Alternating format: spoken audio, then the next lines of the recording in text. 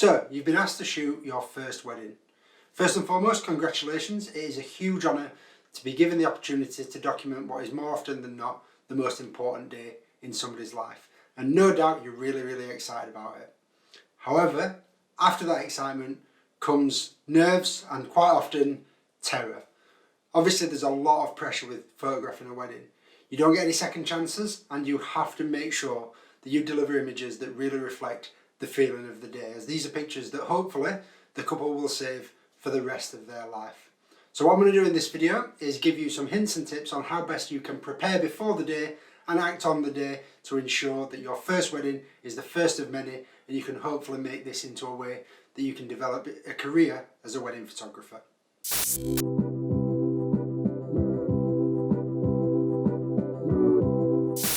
Now, over the last 6 or 7 years, I've shot a lot of weddings, and I've shot everything from the smallest, most intimate ceremonies all the way up to huge celebrations with hundreds and hundreds of guests. And no matter whether you're shooting a wedding that's taking place in a registry office or in a castle, as one of my weddings has been, the one thing in common with all of those is that you need to make sure you document how it feels to that couple on the day when they commit to spend the rest of their lives together. Now, with careful preparation and making sure that you keep your cool, you can make sure that the pictures that you deliver to your clients are with them and treasured by them for the rest of their lives. Now, my first tip is to always make sure that you set some expectations for your client. I always find that it helps to book a consultation as soon as the wedding is booked, so that you can both be on the same page from the very beginning. Now, this can be done by Skype, it can be done over the telephone, or what I always try to do is to do this face to face. It is always best to meet the couple in advance of the wedding day, just to avoid any feeling uncomfortable or awkward on either side. What you can also do at this point is make the client aware that this will be your first wedding. Honesty is the best policy, and if you're completely open with them from the very beginning, it puts less pressure on you, and it will also give you the confidence that even knowing that it's your first wedding, they're confident that you will be able to provide images that they are happy with. This is where you can also look at pricing, look at what you're going to be delivering, the timescales for that, and what you expect from the couple on the day. So things like if you're expecting them to feed you, if there's going to be parking charges, anything like that. And the most important part about all of this is you can take all of this and put this into your wedding contract. Now, I can't emphasize enough how important it is to have everything written down, signed by both yourself and the couple as well. And this protects both parties as well. If you look online, if you just Google wedding contract, you will see that there are lots of templates available that you can cater to your specific needs. Now, my next tip is to, wherever possible, scout the location. Now, wherever I can, I try and do this with the couple themselves so that we can walk around the grounds together, have a look at places for wedding portraits, have a look at where the ceremony is going to be, where the reception is going to be, looking for nice backgrounds, for textures, for framing, doing all of this with the couple so that we can formulate a plan for where we're going to go on the day. That's going to save you time, and it's going to save you stress on the day itself. Also try if possible to go when the lighting is going to be similar to on the day, again, so you can look for where shadows are cast, where bright light is, where shade is. And again, doing all of this in advance takes the pressure off of you on the day, and it saves time on the day. And those are two things that you definitely want to look after wherever possible. Next up is making sure that your camera bag is fully stocked. Now, cameras and lenses aren't cheap, I know this. However, you don't want to be going to photograph a wedding with just one camera. No gear is infallible. You could have literally just bought it a few days before, and there's nothing to stop a camera from going wrong. I always make sure that I have at least 2 camera bodies. I have a variety of lenses covering different focal lengths, from my widest lens, which is 20mm, all the way up to my 70-200, which is great for ceremony shots, for getting candid shots, etc. Making sure that you have lots of spare batteries, lots of spare memory cards, batteries for flash guns, things like this. You can never have too many spares when it comes to photographing a wedding. You more than likely won't need to use half of what's in your bag, but having it there puts your mind at ease that if anything does go wrong, you've got backups. As I said before, with weddings you don't get any second chances. Failing to prepare is preparing to fail. It's a cliche, but I'm afraid it's true. Now, the next 2 things go hand in hand, and that is having a timeline for the day and also having a shot list. Now, having a timeline for the day, first and foremost, it just makes you more organised. You know what's going to be happening, when and where. This also makes sure that you can allow sufficient time for you to get all of the portraits that you need to after the ceremony and before the meal. And also you can have a look at when you're going to be doing things like backing up images, well, who needs to be where when it comes to bridal prep, where's the bride going to be, where's the groom going to be, what time do people need to be moving for ceremonies, when is the bride going to be putting her dress on, when are the cars turning up, what time is the meal, are the speeches before or after the meal, when's the cutting of the cake, the first dance. All of these things will be planned out by the wedding coordinator or the wedding planner. Having this breakdown and having this printed off or having it on your phone on the day means that at any point you can look at that and say, okay, this is what we're doing now, this is what we're doing next, this is where we need to be, what time are we on, how much time have we got left. Doing that makes the day organised.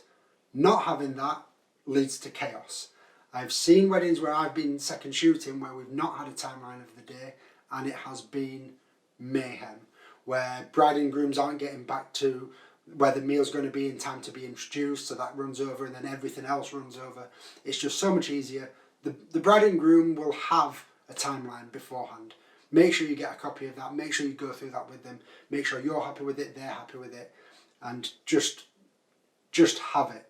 I can't stress enough how important it is to know exactly what's meant to be happening at what time. And of course, there are always going to be delays, things are always going to run over, but at least if you know the basic framework of the day, you can keep yourself organised and stress-free wherever possible. And being stress-free on your first wedding is hugely important. And along with that is a shot list. And this again goes along with making sure that things are stress-free.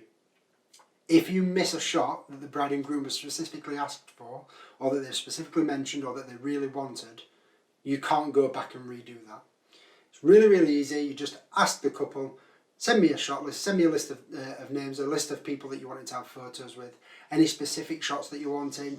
If there's a particular shot that they've seen online or that they really like, that they want to do, that you've agreed beforehand, again, have the shot list, have it written down or have it on your phone, just have it somewhere to hand so that you can go through them on the day and make sure this one's ticked, this one's ticked, this one's ticked. Oh, we've not done this one yet, we need to make sure we do this one.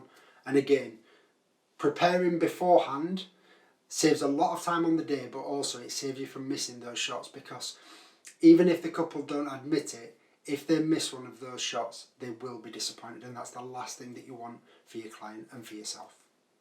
So when it comes to the day itself, first and foremost, make sure you've done basic things like checking the weather forecast, checking traffic reports. Make sure you arrive early. I always aim to arrive at least an hour early. This is because if there are any problems with traffic, if my car breaks down, and anything like that, any unforeseen circumstance happens, if you're giving yourself an hour, that's normally sufficient time to get anything resolved. Also, if you turn up early, nobody's going to be upset at that. You can just go and grab a coffee, you can be walking around again, having another look at where things are going to be. Or if hair and makeup has already started, you can just get in there and get started straight away. The client is always going to be really happy if you turn up early and are ready to work, even if they don't need you to, rather than you going in at the last minute and you've missed something fantastic that happened 5 minutes ago. So make sure you get there nice and early. Make sure you are caffeinated and make sure that you're fed, because on a wedding day you do not know when your next food or drink is coming. Just make sure. Again, also make sure you've been to the loo. You don't want to be missing something because you've gone off for a pee, and just make sure that you are in a position where you're fed, you're watered, you've had a good night's sleep wherever possible. The night before your first wedding, that's probably not going to happen. You'll probably be nervous, but that's absolutely fine. It's completely to be expected. Now, when you walk into whether it's a house or a hotel room, whenever you walk into where the bridal prep is taking place and hair and makeup is happening, don't panic. It's going to look like a bomb has gone off. That is perfectly normal. There is going to be hairspray, makeup, prosecco, empty glasses. For some reason there are always croissants. I don't know why, but there are always croissants on a wedding morning for some particular reason. Maybe it's because they soak up the prosecco. It's going to be a mess. That's perfectly normal. Your job is to document the day, and this is all part of the day. Yes, by all means, when the bride's had her hair done or something, take her away to something that's a bit nicer, maybe like a big open window or something like that to get some nice lighting. But don't forget about the little things. If there is a bottle of prosecco, if the bottle's out and there's some glasses in the cork, or if the glasses have got the bride's name on or bride to be, something like that, make sure you get pictures of those. Those are the little things where when the couple are looking at the images afterwards, they'll remember those little things and just have little snapshots of that morning. And that morning will fly for the bridal party. So if you can document those little moments, it brings it all back to them. Also, just be yourself. I can't stress how important that is. People buy into people, and if you try putting a front up or try being false, people will see straight through it. But if you are just yourself, if you're friendly, if you're open, if you try and make the bride laugh if she's getting nervous, or if you do sort of crack jokes with the mother of the bride or whatever, people will buy into that, and people will naturally feel more comfortable around you. And the more comfortable people feel around you, the better images you will get, because people will feel less awkward, they will feel less put upon, and they will just be a lot more natural. And natural is king when it comes to wedding photos. Also, don't shy away from helping out. Now, being a wedding photographer isn't just taking photos. You're not just taking photos, you're also making sure that everything's running to time. You're making sure that people know where they're going to be going next. For some reason, everybody always comes to the photographer to ask what happens next, even if there's a wedding coordinator there.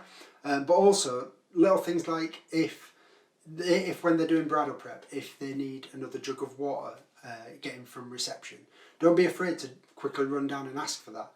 Little things like that where you're, again, being yourself, being friendly, being helpful. People remember that. And I've got countless stories of where I've done things that are well outside the remit of a photographer. Things like when it was raining once, I had to run out and get some wellies for the bride midway through the wedding. I have gone whilst the wedding party were eating the wedding breakfast. I've ran to Primark and bought 8 pairs of flip-flops because all the bridesmaids were worried that their shoes were hurting too much and they weren't going to be able to dance. But also even just little things like putting the bridesmaids' phones in your camera bag while you go from where they're getting ready to the venue, so that they haven't got to worry about having a bag on them if they're just wearing the dress and holding the flowers. Little things like that.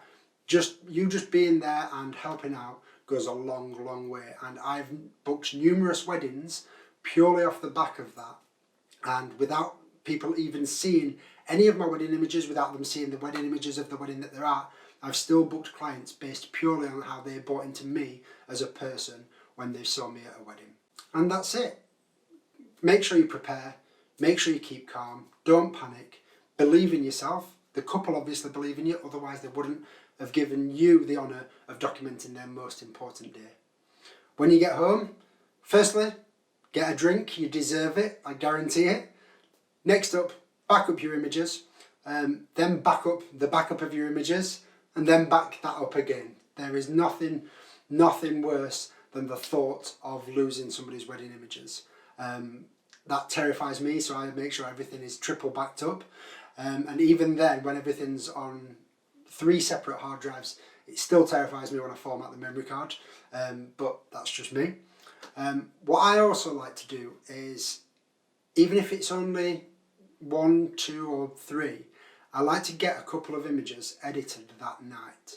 The reason being is that the next day when your clients wake up as a married couple for the first time, they're obviously going to want to share something on social media, whether it's thanking people for coming or just celebrating the news. And if you can deliver them 1, 2 or 3 or however many professional photos for the time that they wake up, without letting them know, so it's just a surprise for them, they will be absolutely over the moon. Also as well, the day after somebody gets married, when they post a photo, everybody will see that, everybody will interact with it, everybody will be happy for them. And if that image is one of your images, that's just widening the net of people that are going to see your work. So that's just a little tip that I always try and do.